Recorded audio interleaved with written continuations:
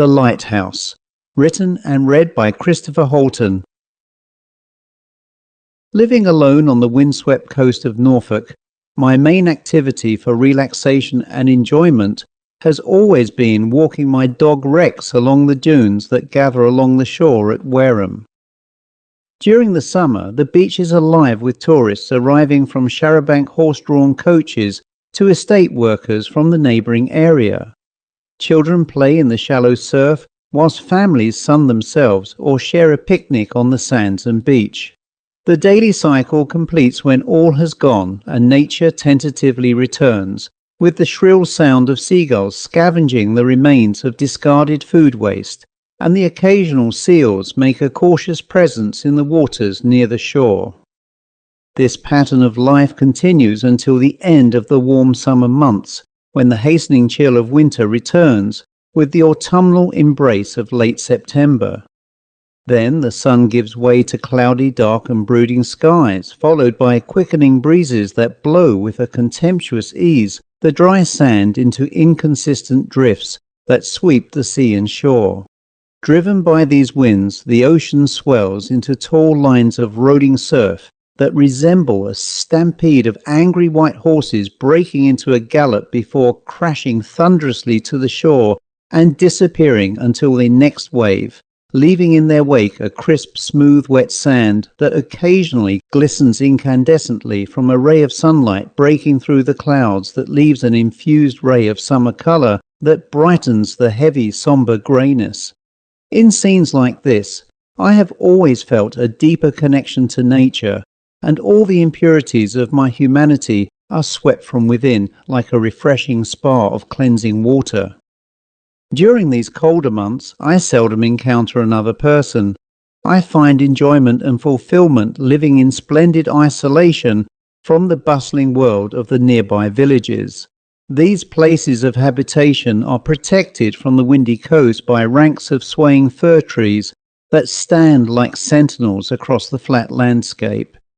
The tranquility of this wild setting is a peaceful respite from the noise and chaos of the human world.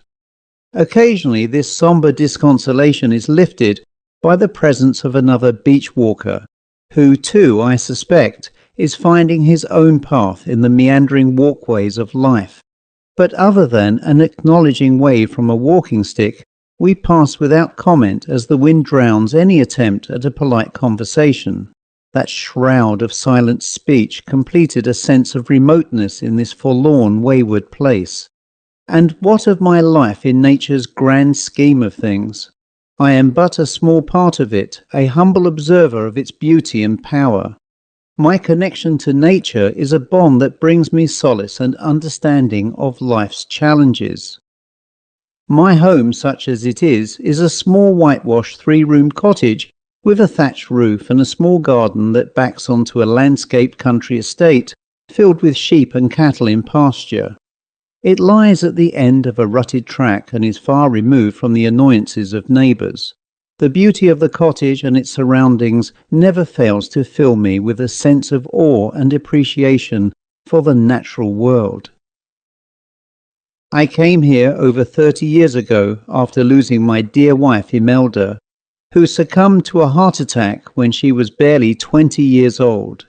She was the rock of my life, and my heart was anchored so firmly to hers that her passing left me bereft and unable to reconcile myself to a world that selflessly moves on, leaving those who have passed into fading memories that are soon forgotten. My sole companion is Rex, a mixed-breed stray who perchance I discovered 5 years ago, shivering and forlorn at my doorstep. He was a pitiful sight to behold. He was starving and drenched from the rain and repeatedly howled for help with an anguished cry. Since that sad day, he has been my loyal friend and always by my side, his presence a comforting balm to my wounded heart. Just as I sought my own solace, I could sense that Rex also bore the scars of sorrow, but his pain stems from the sting of rejection rather than the loss of a cherished loved one. This unspoken understanding came to me when I first gazed into his soulful, round brown eyes, revealing a deep emotion that never lies, and reinforcing an unbounded friendship of love, trust and honour that was now unbreakable. One very windy morning in April 1896, I, accompanied by my faithful friend, went for a bracing walk along the beach. It was very stormy, with giant waves that rose to 15 feet in height before hitting the beach and rolling into the dunes some 20-odd feet from the sea ingress. It seemed that at some point these waves, driven by a furious wind, would breach the granite line of rubble that served as a sea wall, and so to err to the side of caution, we kept well within this line of rock to ensure that neither of us was swept out to sea. Going out was perhaps a rather foolhardy decision. Still, neither of us could bear being kept the whole day within my little cottage's plastered brick walls, and regardless of the weather, walking always gave us a sense of enjoyment through the freedom that the seascape offered. Watching the foment of a wild, wind-driven, rampaging sea and fast-sweeping grey clouds was a sight to behold. I have to admit, however, that this fast-moving wind was almost impossible to walk against, but with our heads down, we pressed forward, determined to reach the old lighthouse, which, being set high on the dunes, would afford us some shelter to stand and admire the sheer ferocity of Mother Nature. As we drew closer, the wind strengthened and was accompanied now by freezing driving rain, which created a misty spray on contact with the seaward side of this stone tower. The lighthouse stood almost heroically steadfast against the savagery of nature as the driving rain hurled itself against it. By now I realized that we could not return safely to the cottage, and I decided to seek shelter until the storm passed within its walls. My only hope was that the lighthouse keeper would hear us if the door were locked. Carrying Rex in my arms, we reached the door, which was more like a large steel hatchway. I pushed the lever door handle down, and the door opened inwards. We both entered the tower, which had a small stone room attached to its landward side. Here the atmosphere was much quieter. The whistling, relentless wind, although gathering apace, was less apparent. Sitting by a lit wood burner was an older, grey-bearded man, rubbing his hands against the stove heat as he clenched an unlit clay pipe in his mouth. He turned in surprise and said, "You ought not to be out here on a day like this, but you are welcome to stay." I put Rex down, but the dog seemed hesitant to stand near the man who was wearing a rolled-neck grey woolen sweater and a small blue fisherman hat. He beckoned me to sit next to him and told me that his name was Tom Roberts and that he had worked maintaining the light on the tower for the better part of 40 years. His face, etched with years of experience, had a weather-beaten look, with warm, twinkling blue eyes. Feeling more relaxed with our presence, he lit the pipe and inhaled rough, cut-smelling tobacco before removing the pipe and saying, "You live yonder down the track near the Wainwright estate, don't you?" I replied that I did, but I admitted that I never recall having seen this gentleman in all my years there. "Aye," he replied, "I have seen you around. You get to know your neighbours." He turned back towards the fire, staring intently at the flickering flames through the open fuel door. He didn't speak a great deal, and, like myself, was obviously a man who preferred his own company. "Why do you live alone in that small cottage?" he asked. Under the circumstances, I thought he was highly personal, as I had just met him. "Well, if you must know, it is simply that I choose to do so," I replied indignantly. He smiled and said, "We all have our reasons, sometimes through choice and sometimes because that is what fate has delegated to us." He paused to inhale more smoke from his pipe and continued, "You don't mind me saying so, but I feel it is because you love someone so dear to you, isn't it?" By now I was getting a little angry, but I kept a calm demeanour and replied, "Well, yes, I lost the only true love in my life many years ago, and even now it pains me so to speak of it." "I thought so," he said, stabbing the wood in the fire with a poker, "but I can tell you now, the ones we lost are always with us, It is just because your eyes are not opened wide enough to see them. But you will."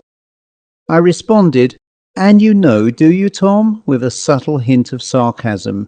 He looked at me directly and said, "Oh, yes, I do, and it was a young lady, wasn't it?"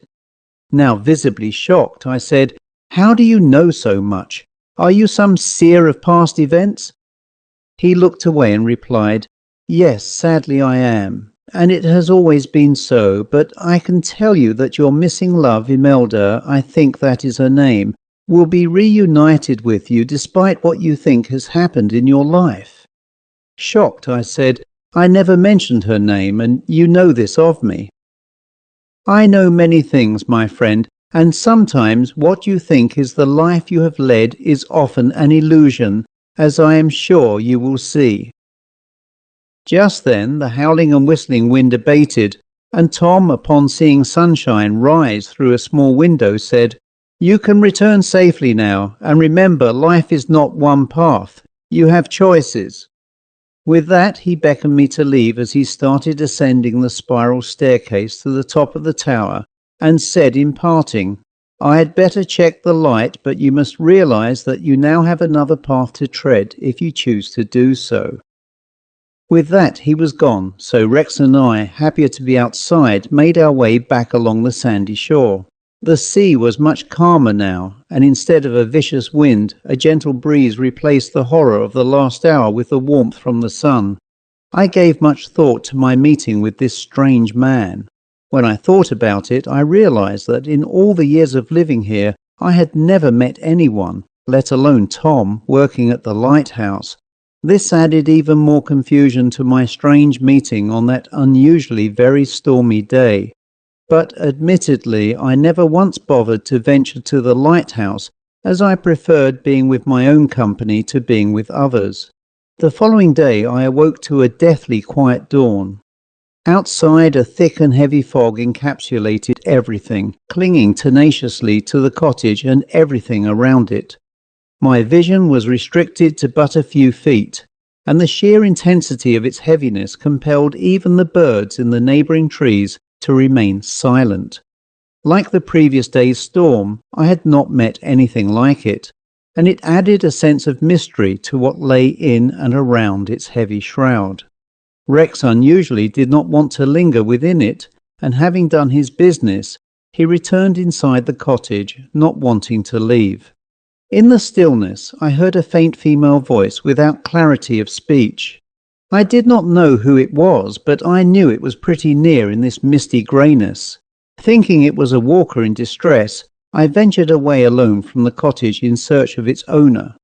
But I found nobody, and the voice gradually faded into silence, and so frustratingly I returned home. The same fog prevailed for the next few days, and its heaviness seemed much darker as it seemingly cut out any light from penetrating its ever-deepening mantle. In the far distance, the rotating beam of the lighthouse stoically remained, emitting what seemed to be a faint glow of light that barely punctuated this arid gloominess. Therefore, I decided to walk to the lighthouse to speak to Tom. Perhaps he could explain what was happening with this unfathomable weather front. After all, lighthouse keepers must receive weather reports to assist them with their work, and with Rex's reluctance to venture outside, I needed some company. Using the light as a guide, I carefully walked through the gloom, keeping landward as best as possible along a shingle path next to the granite boulders. Ahead of me I saw the faint outline of a female form wearing what looked to be a bodice and full-length flared dress. But even that was guesswork, as the figure was faint and almost ghost-like in the heavy, unrelenting fog. I called out, but she did not acknowledge me as she walked ahead and away towards the lighthouse, before quickly disappearing into the mist. After some minutes of walking like a blind man, I eventually arrived at the entrance to the lighthouse. The door was unlocked, and I tentatively entered. Before, I had sought shelter, and now I felt quite palpably that something less pleasant and ominous was in the air. The room was lit with oil lamps and a fire burned in the stove. I called for Tom, but he was nowhere to be found. It was then that I spotted a wooden plaque, which I had not seen before, affixed to the wall by the window. In beautiful hand-painted lettering, it read, "In memory of Lighthouse keeper Tom Roberts, who died heroically trying to rescue a walker and his dog during the great storm of April 1896. Requiesce in pace." I stood visibly shocked and weak, so I sat by the fire in Tom's chair to recover from the shock. From here I again read the plaque, expecting I had misread the text, but it had not changed. I assumed this must have been referencing an act committed after we left, because I felt alive and grateful for the warmth the fire gave me, and I believed now that I had been the victim of a cruel joke. But who, I thought, would commit such a terrible thing? I clambered the iron steps to the top of the tower, and the gas lamps beamed bright light into the darkness from the convex reflecting plates, which silently rotated on a dais. But there was nobody to be found. I was terrified and very confused. Nothing made sense anymore. I felt lost and vulnerable. With a sullen heart, I returned downstairs. Tom, I was shocked to see, was now sitting by the fire, and this time there was no plaque on the wall. "Tom," I said excitedly, "what the hell is happening?" He looked up with a resigned face of certainty of fate and answered calmly, "We are all no longer alive, my friend. You and your dog were carried into the surf by a huge wave, and I was trying to save you with a rope I threw to you, but a second wave hit us unexpectedly, and we were all drawn out into deep water, where we drowned. None of our bodies have yet to be discovered, but they will eventually. And now we are in a void between the world of our past lives and this place, which exists as a state of limbo that can take us backwards and forwards into time, as we either remain here as spiritual entities or we choose to move on." He continued, "I knew of this when you came, and I also learned of Imelda because she was here waiting for you, but then it wasn't the right moment to meet. Now she waits for you and Rex outside to take you all into the light. She has waited for you for so many years, and soon, my friend, you will be reunited for an eternity." He smiled, and the door opened. Imelda stepped in, as beautiful and perfect as she had been when I last saw her so many years ago. She smiled, and her eyes radiated a warmth and a beauty that brought back the many sweet memories of our lives together. Those empty years of enforced solitude evaporated like steam from a kettle, so I felt once more a complete person. "Darling," she exclaimed, "I have wandered this earth as lonely as you, and have waited so patiently as I watched the sadness of your lonely years, which I too felt and experienced. But now we are together forever, and we shall never ever have to be apart." My memories flooded back as I felt her warm embrace, her kiss, and the sweet scent of her favourite perfume revitalizing my soul. Saying farewell to Tom, we walked arm in arm with Rex by our side, once more into the fog and a now forming chasm of light that opened before us as we stepped into it. On the other hand, Tom chose to remain, for even in death, the duties of a lighthouse keeper continued, despite so many years later, when the lights became automated and the last keeper had finally left. Today it is said that Tom has been sighted in the tower many times by walkers and maintains a watchful eye on the lights above. Those in the living world refuse to go near the tower at night for fear of meeting his spectre, who, it is said, is a kind, almost jovial spirit who will remain steadfastly on duty to the end of time. The end.